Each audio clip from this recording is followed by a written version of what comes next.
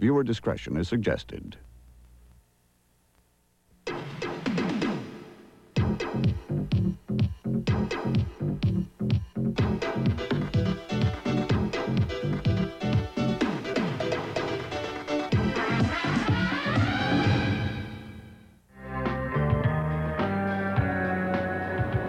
Hello. In 1941, thousands of young American Marines invaded the beaches of the Pacific Islands to do battle with the occupying Japanese forces. One of those young Marines is the subject of tonight's film. His name was Ed Wood Jr., writer, director, actor and raconteur. Apparently, one of Ed Wood Jr.'s favourite stories is to tell of how he was dressed for that invasion. He claims that underneath his army uniform, he was wearing a pink bra and knickers. This is the most fantastic story I've ever heard. And every word of it's true, too. That's the fantastic part of it.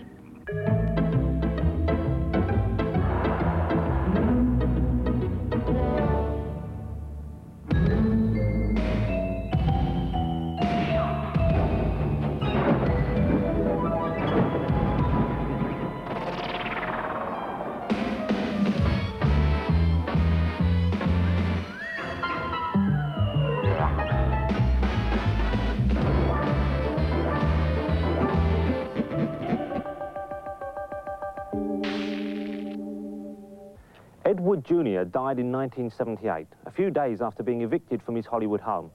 Fortune hadn't smiled on him for some time. He was drinking heavily and virtually broke, and he hadn't made a movie in nearly 20 years. His death went largely unnoticed. Yet today, his films aroused tremendous interest and enthusiasm. He was someone who can truly be called a cult director, thanks largely to such unforgettable movies as this one, his low-budget science fiction extravaganza, Plan 9 from Outer Space.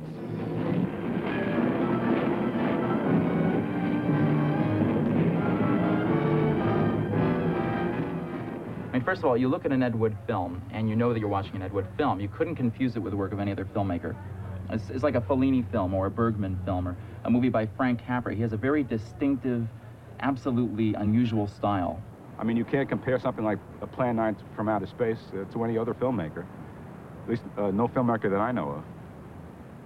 He was completely unique. He was a stylist and definitely a total individual. Take any fire, any earthquake, any major disaster, then wonder.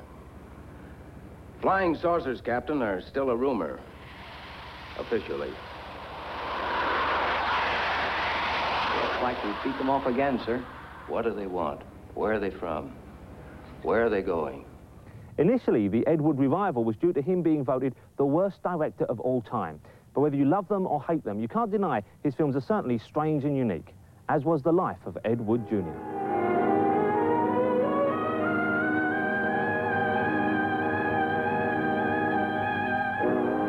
And this is Ed Wood Jr. himself, as is best remembered from his very first film.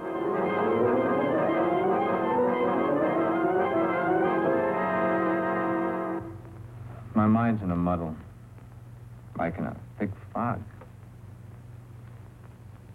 I can't make sense to myself sometimes.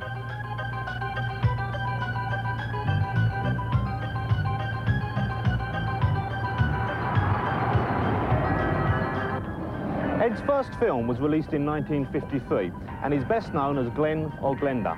But it was actually released under several different titles. Glen or Glenda, Which Is It? He or She? I Changed My Sex, I Led Two Lives, and even The Transvestite, which should give you a pretty good idea as to the subject matter.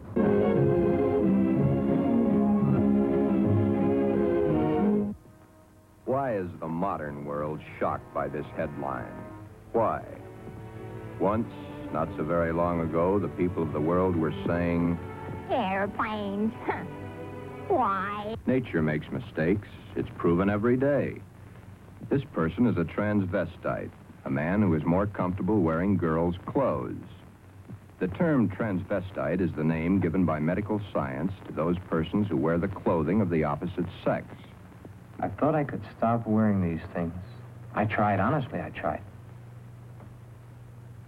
I haven't had a stitch of them on for nearly 2 weeks until tonight. Then I couldn't stand it anymore.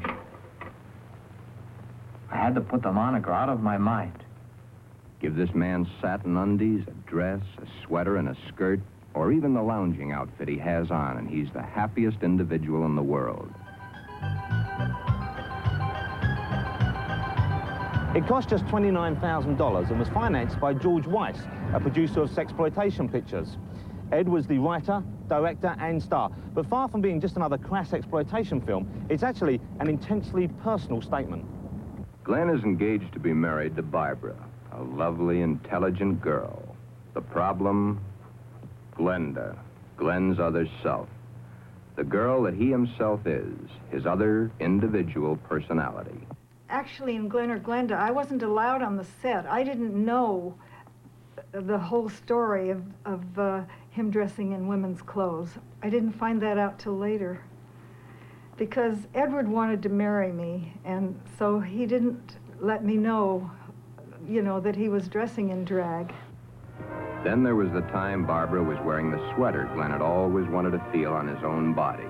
It was becoming an obsession to him. He must have... What's the matter, Glenn, darling? I guess I was daydreaming. Something seems to be troubling you. Why don't you tell me?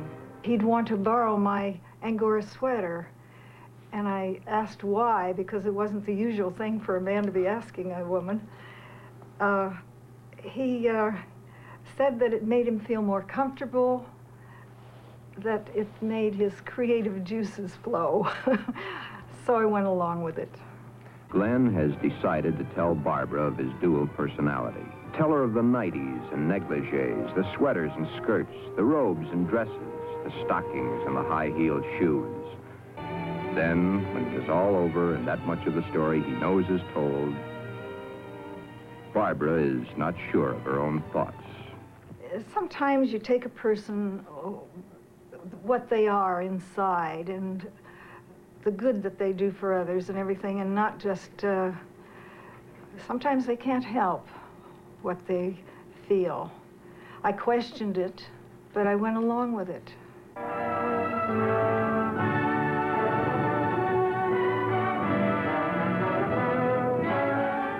But in real life, Ed was not so honest with his fiancées. After the collapse of his relationship with Dolores Fuller, he courted and married Norma McCarthy.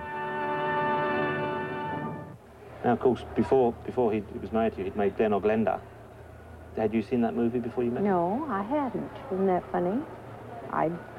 Well, I guess I just didn't go see movies like that, or not that it was anything wrong with it, but if I went to see a movie in those days, it was some big movie, you know, that had a lot of advertising. Had he spoken to you about making Glenn or Glenda at all? No. I didn't know that he, you know, was a transfer site. I didn't know that until about 6, 7 weeks or so after we were married.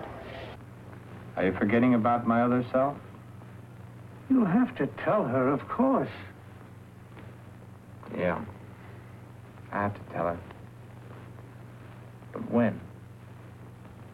Before? Or after? I didn't understand. So I moved. I understand those things now, but I had 2 boys, and I just didn't, I'm from a strict family, and I saw I can't understand this.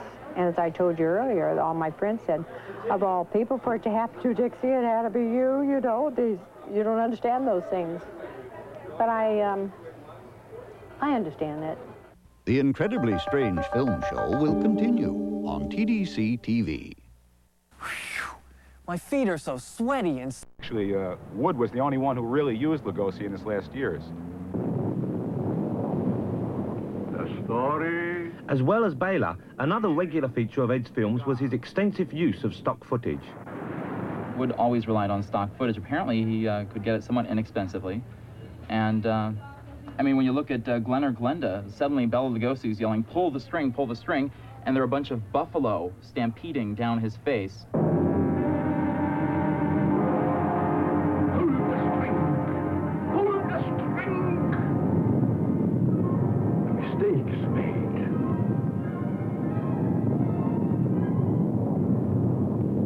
A story must be told. Ed loved horror pictures. That was his favorite type of film. And the fact that they were so close to each other, they just loved one another as friends. And Bela wanted to help Eddie. And it was his last years of his life, and I think he wanted very much to help him. It's sad to say, in the whole entire world, as great an actor as Bela Lugosi was, there was no one else utilizing Lugosi. I mean, where were all these people when Lugosi needed them? I don't know, but Ed Wood was there, and Ed Wood was the only one. Wood's next film was The Bride of the Monster, and of all his work, it's probably the closest to a mainstream commercial picture. He started it in 1953, but it wasn't finished until 1955 because, as usual, Ed had great problems in raising the cash.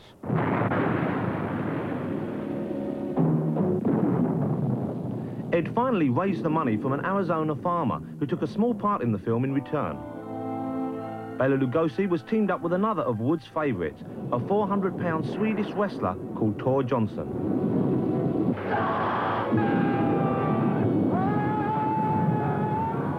Bride of the Monster was to be Bela Lugosi's last ever speaking role. He plays Dr. Eric Vernoff, a crazed scientist who wants to create a race of atom-charged supermen after being spurned by his colleagues. I will perfect my own race of people. A race of atomic supermen which will conquer the world. The film also marks the debut of one of Wood's regular characters, Kelton the Cop, played by Paul Marco. I wonder what that fool Kelton is doing now.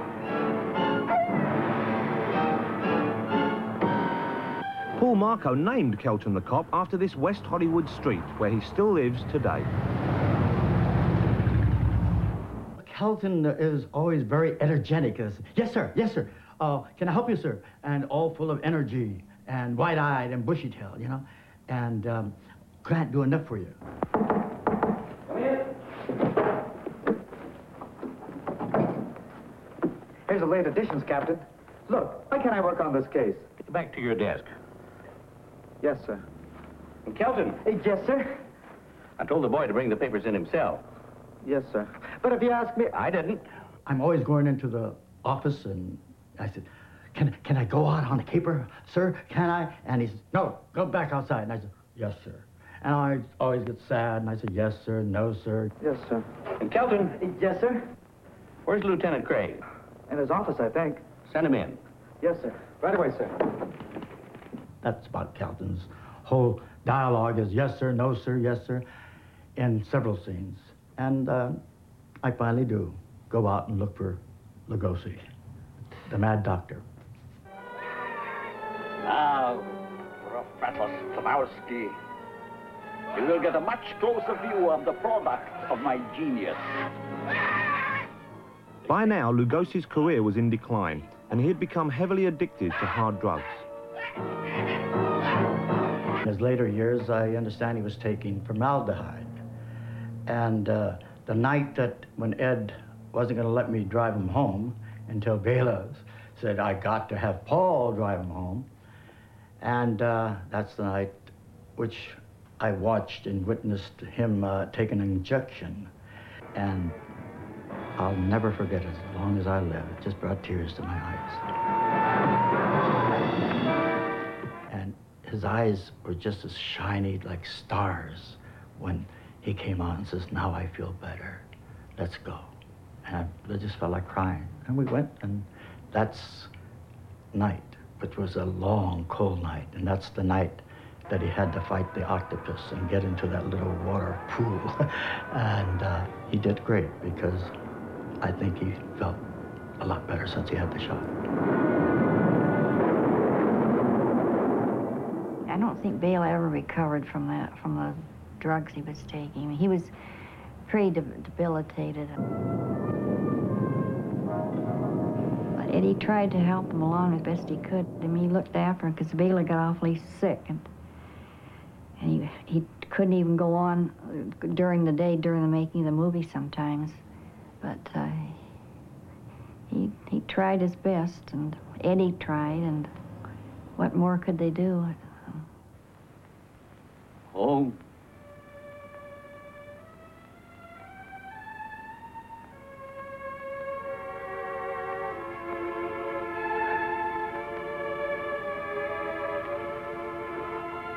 I have no home.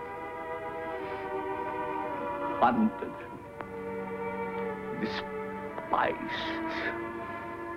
living like an animal. The jungle is my home. Lugosi was always very fond of the speech that he makes about home, I have no home. For 20 years, I've lived in this jungle hell. And he was so fond of that particular speech that he would be walking with Ed Wood on Hollywood Boulevard and then all of a sudden go into it and start reciting it. I was classed as a madman, a charlatan, outlawed in the world of science which previously honored me as a genius. Now, here in this forsaken jungle hell, I have proven that I am all right.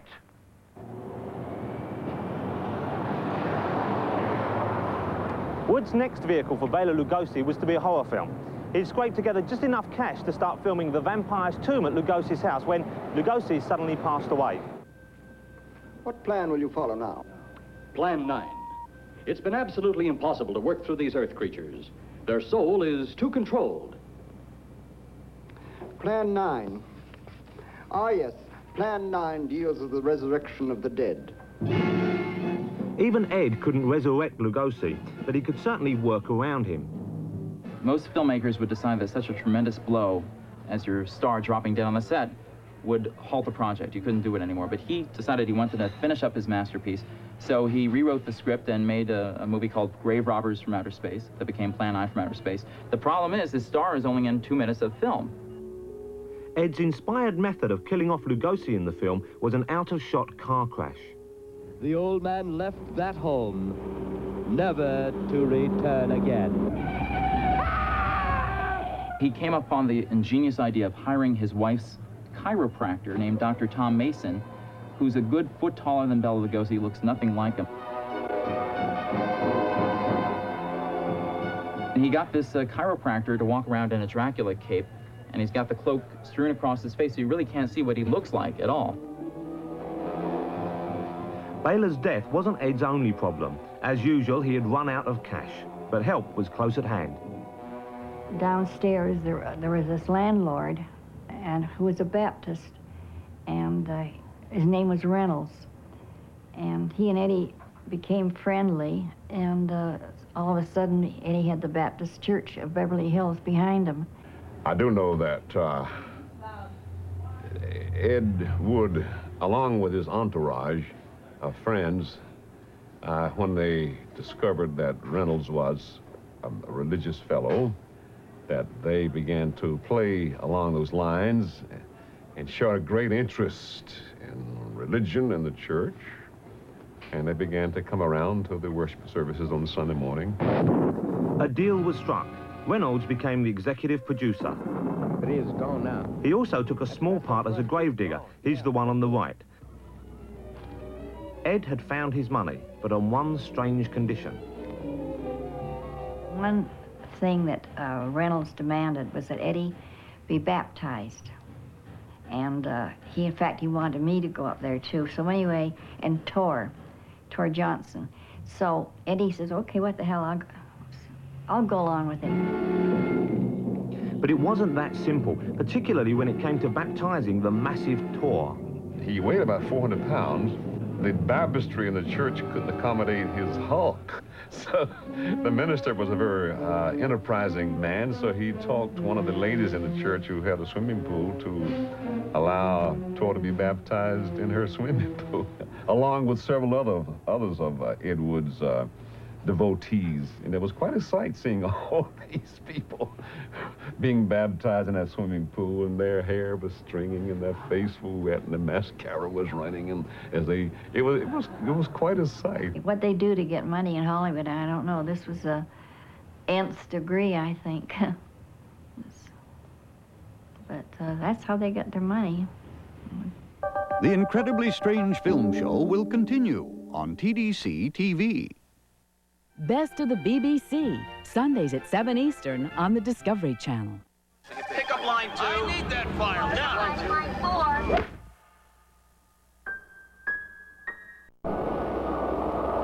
People turning south from the freeway were startled when they saw 3 flying saucers high over Hollywood Boulevard. The plot, such as it is, concerns a bunch of extraterrestrials who, concerned by Earth's burgeoning nuclear capabilities, decide to execute the famous Plan 9, resurrecting the human dead and having them march on the world's capitals. In actual fact, in the movie, this grand scheme comes to very little, because the only humans actually resurrected are the old man, played initially by Bela Lugosi, the police detective, played by Tor Johnson, and the silent woman, who was played by a rather famous television horror hostess of the time, Vampira.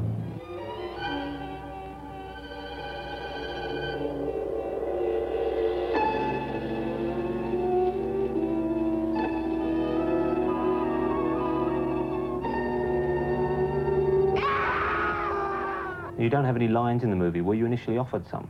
I was initially offered some lines. I was initially offered some lines. But the fact is that the character, although I was billed as Vampira, the character wasn't Vampira as I had conceived her. Vampira as I had conceived her was giddy, outrageous, and this was a different kind of because she was in a trance, and I just thought it would be better if she were in a trance, and I asked to please do it mutely, and they said, well, okay. What was the set like for Plan 9? Well, I would say, as with everything that Ed did, ingenuity reigned. We had, for example, turf made from God knows what under paper grass, you know, that had swellings and hollows, and one had to be careful not to trip on them, right? And cardboard tombstones and dried off twigs that had been placed about thither and yon. It was the general impression of a graveyard, but it was done with what I call spit and gum wrappers. Last night I saw a flying object that couldn't have possibly been from this planet. But I can't say a word. I'm muzzled by army brass. I can't even admit I saw the thing. Gregory Walcott's friendship with the film's financier, Ed Reynolds, got him a plum part in the film, that of the plane's pilot. Normally, when I do a scene, I like to go onto the set ahead of time to get a feel of it, to feel the props and the space. And I said, Ed, where's the cockpit set? He said, well, they're building it. And I kept looking, waiting for the cockpit to be delivered to the sound stage, a little dinky sound stage. And finally, half hour before this cockpit scene was to be filmed, 2 carpenters brought on 2 pieces of masonite board and bent them into an arch and strung a shower curtain in the back and drug over a few pieces of the electronic sets from the spaceship, and that was the cockpit. American Flight 812, this is Burbank Tower. If I were asleep, you'd never get on the ground. In your case, maybe I ought to leave you up there for good. Over. You got me that time, Mac. This is American Flight 812 requesting...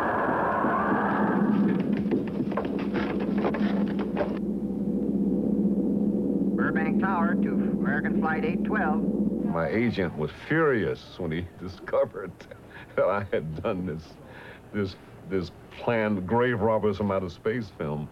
He was furious with me. He said, you've taken a giant step backwards in your career.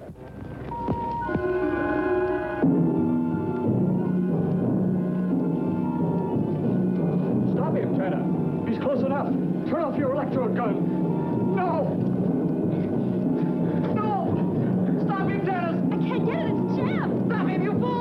Drop the gun to the floor, Tanner. The metal will break contact.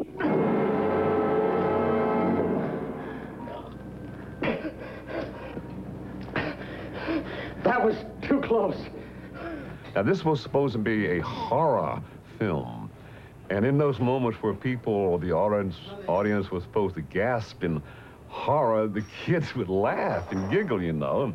And I knew right away the film was in terrible trouble because it was just so bad. Just so bad. Colonel Tom Edwards, in charge of saucer field activities, was to make the greatest decision of his career. He made that decision. Colonel Edwards gave the signal to fire. One of the film's most noted features is, of course, the not-so-special effects.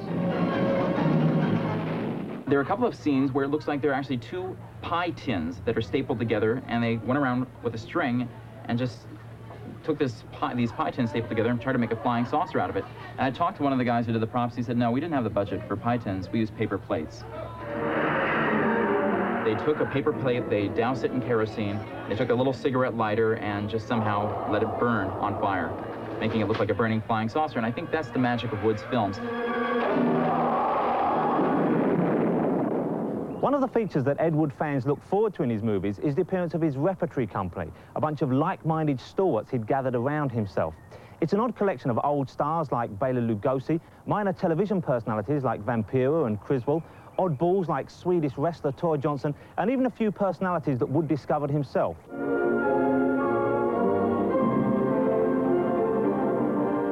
This is the astrologer Criswell, who opens Plan 9 with a mystic monologue. Greetings, my friend. We are all interested in the future, for that is where you and I are going to spend the rest of our lives. And remember, my friend, future events such as these will affect you in the future. He was colorful. I liked him. I liked Criswell. I liked the whole assortment of people that Ed Wood had gathered around him. How do you think Ed did attract such a colourful group of people? He seemed to draw them from somewhere, didn't he? Because he was an oddball. Birds of a feather flock together. They were kind of Ed's menagerie, I called them. They consisted of ex-wives and astrologers and chiropractors and just kind of what would be considered fringe people. This is the story of those in the twilight time. Once human, now monsters, in a world between the living and the dead. Monsters to be pitied, monsters to be despised. Another of Ed's discoveries, Valda Hansen, was the star in his next film, Revenge of the Dead. He said, I'm looking for a girl with eyes like you and someone who can mesmerize and be the white ghost. So he had me read for him, and he had me do a little skit of, the Banshee. And he said, that's sensational, Valda. You are a good actress.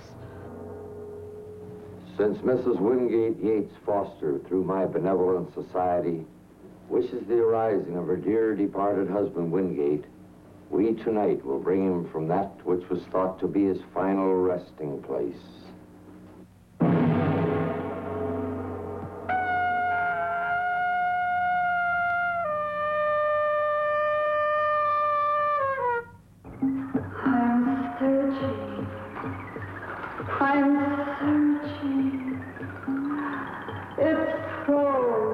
In it, we are duping the people in these seances.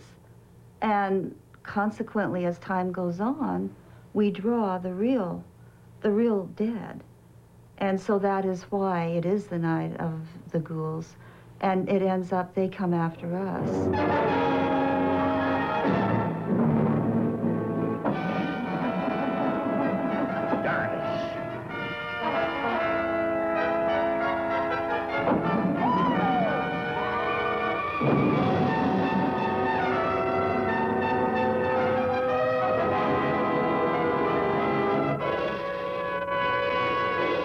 I've had friends, and I watch it on our VCRs, and they say, Valda, how do you make your fingers wiggle like that? They said, you should put that just as seen on a commercial, just those fingers. How do you make them wiggle? They look like they're doing the coochie coochie.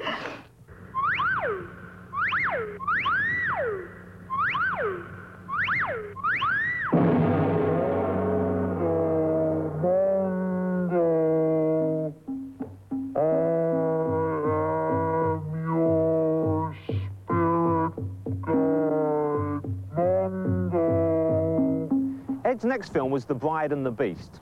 He wasn't in the director's chair this time, but his screenplay was so distinctive that it's unmistakably an Ed Wood Jr. film. It tells the story of a beautiful young girl who marries an animal trainer, but discovers on their wedding night that she's much more attracted to the gorilla he keeps locked in the basement.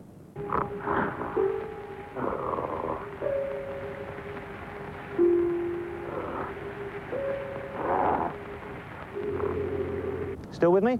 Okay, well, rather upset about this strange desire, she quite naturally visits a psychiatrist who discovers, after some lengthy scenes of jungle stock footage, that she was once a gorilla herself in a past life.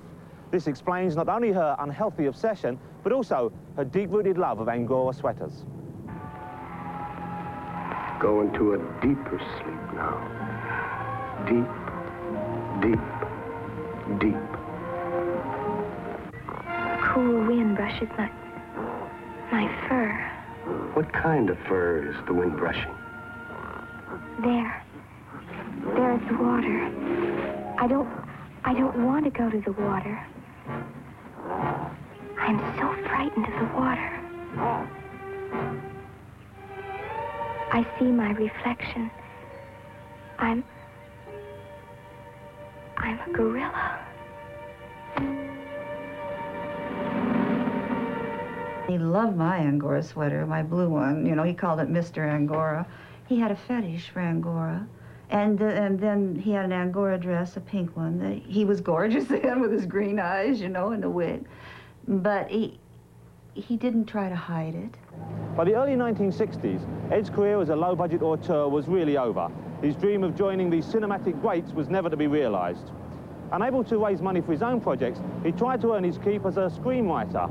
But sadly, for the rest of his life, he really earned his living as the author of trashy novels aimed mainly at the sex market. One of Ed's books was filmed in 1966 as Orgy of the Dead. He wrote novels with usually transvestite themes like Killer and Drag, Death of a Transvestite, Diary of a Transvestite Hooker, or books with a carnival theme. Who published the books? Small porno houses. Corinth Books, Eros Publishing, Pad Library. These were not books you would find in the local library. You said earlier that it was very cutthroat business. Was it possible for Ed to make much money from the films? Oh, Lord, no. Poor Eddie. He was not a good money manager, businessman. In fact, some of the business managers took him for a lot. He, to my knowledge, and I was with him for practically most of the movies, he ended up with just nothing. Maybe the wage that he made during the movie for the director for the script, but we never really made anything out of it. There was always a smart money guy around that siphoned off most of it or manipulated it somehow, and that's why poor Eddie died so broke.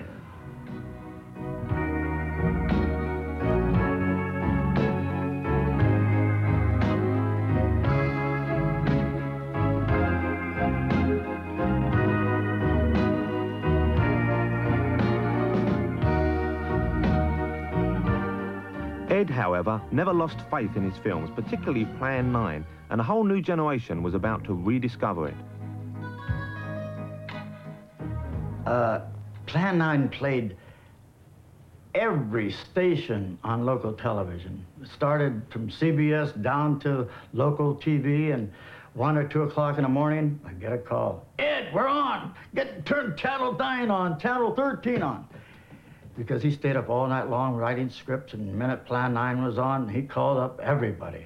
And I was on the top of the list to watch Plan 9. He was very happy with Plan 9. He loved it. And he rented it all the time and had Plan 9 parties. Eddie used his brains and imagination, and I don't think it was a silly picture at all. I don't think a lot of the kids do either, you know. All powerful light, and I swear in my Bible that the others were right. I saw gray rocks from... Just recently, Plan 9 has been turned into a musical, ensuring that the legend of Ed Wood Jr. lives on.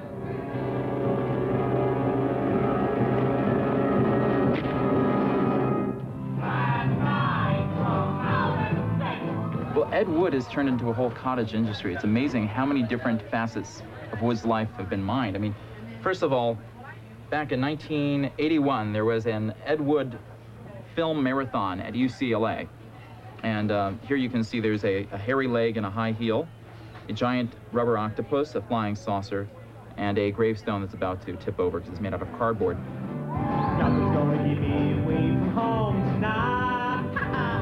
Yeah, nothing's gonna keep me from my 8:30 flight. There is the Paul Marco I Love Kelton the Cop fan club, As far as I know, there's only one member, and that's Paul Marco himself. And I started some merchandise. Kelton the Cop t-shirts. I love Kelton the Cop bumper stickers. I love Kelton the Cop medallions and also keychains that says "Good luck forever" on the back, Paul Marco. Kelton the Cop balloons. They're just general t-shirts for Plan 9 from Outer Space.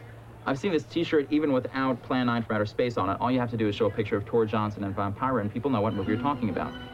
Oh, baby, baby, I know what's stranger than fiction. I know I don't come off like a girl who has a sexual addiction. Sexual addiction.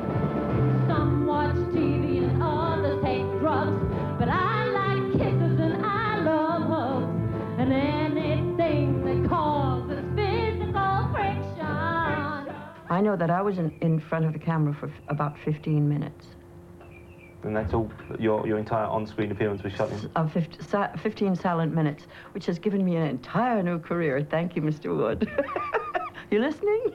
I'm attracted to love just like a butcher likes to chop his meat. But to me, love is a death-defying fate. What do you think he would make of the attention that's focused on his work now? Oh, God. He'd be thrilled that he's got so much attention. I'm not arbitrarily sure he'd like the nature of it. He would think it's come a little late, but I think he'd be very pleased that some sort of acclaim is being given to him. He's probably looking down with a big smile. Maybe with his teeth in, maybe without it. But he's smiling, saying, gosh, I'm glad they like my movies because I like making them.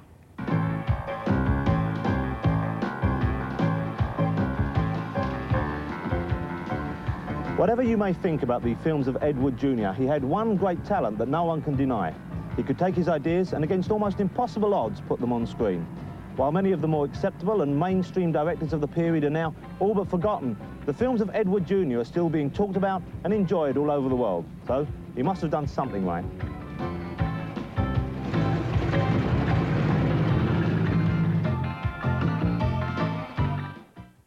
The Incredibly Strange Film Show will continue on TDC TV.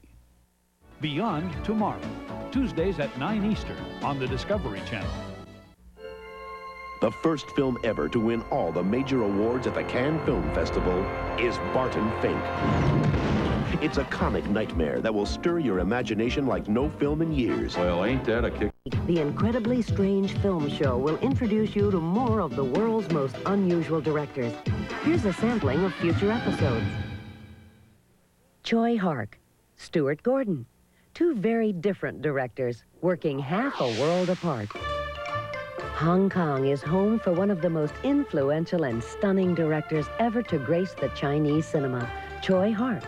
Within our circle, we always look forward to his next film. What is he going to come up with this time, sort of?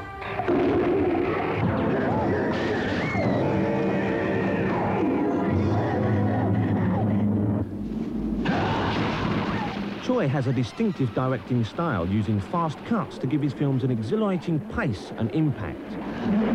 Actually, almost every film I finish, I want to make it again. As the unknown. Join us next for The Outer Limits. You're watching WTWS TV 26, New London, Hartford.